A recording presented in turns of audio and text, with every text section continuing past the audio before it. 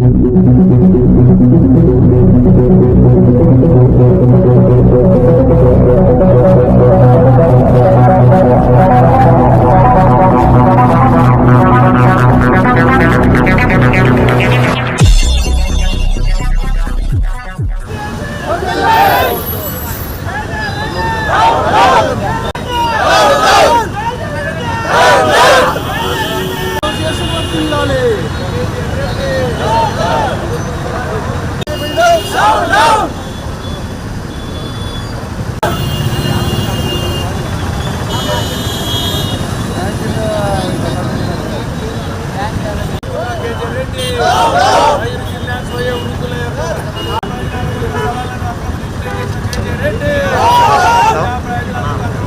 వచ్చేసి కర్నూలు నగర శివారులో ఉన్నటువంటి Mayuri greenlands colony welfare association వాసులము మరియు కాలనీలో ఉన్నటువంటి వయోవృద్ధులము మరియు మహిళలు అందరూ ఉన్నాము. ఇక్కడ colony president Iragala Pratap Reddy garu, secretary Mahesh Reddy గారు, మేమంతా వచ్చేసి ఈరోజు ఈ విధంగా ధర్నా కార్యక్రమం చేయడానికి కారణం ఏమంటే 2006 సంవత్సరంలో మయూరి గ్రీన్లాండ్స్ కాలనీ అనేది కేజే రెడ్డి గారి ఆధ్వర్యంలో రాగమయూరి గ్రీన్లాండ్స్ అనే కాలనీ ఏర్పడింది.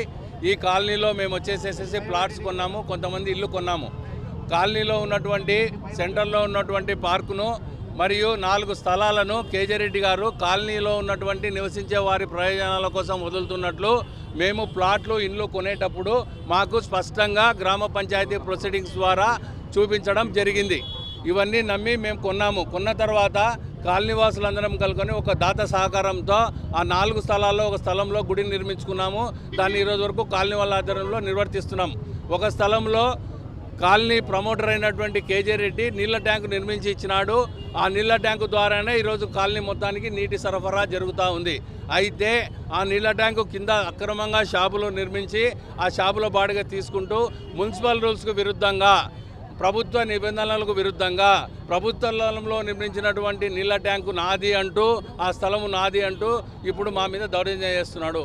అది కాక మిగిలిన 2 స్థలాలను కూడా కేజే రెడ్డి గారు ఇతరులకు, కొంతమంది గుండాలకు విక్రయించి మేము దాని మీద పోరాటం చేస్తుంటే వాళ్ళను మా మీద ఉసిగొల్పి కాలనీవాసులను, మహిళలను నానాక ఇబ్బందులు పెట్టాడు గత సంవత్సరంలో. అయితే ఈ విషయంలో ధనబలం ఘనబలం లేని మేము హైకోర్టు వారిని న్యాయపరంగా ఆశ్రయించినాము. ఆశ్రయించినప్పుడు హైకోర్టు వారు కర్నూలు మున్సిపల్ కమిషనర్ గారు భార్గవ్ తేజ్ గారికి అడిగారు, ఏంది దీని పరిస్థితి అని అడిగారు. అడిగితే భార్గవ్ తేజ గారు స్పష్టంగా రాతపూర్వకంగా ఆ 4 స్థలాలు కాలనీ వెల్ఫేర్ అసోసియేషన్కు చెందినవని 2020 సంవత్సరంలో మున్సిపల్ కార్పొరేషన్ వారికి హ్యాండ్ ఓవర్ అయి ఉన్నాయని చెప్పేసి దానిలో చుట్టూ ఫెన్సింగ్ వేసి బోర్డులు ఏర్పాటు చేసినారు. అయితే ఏం సార్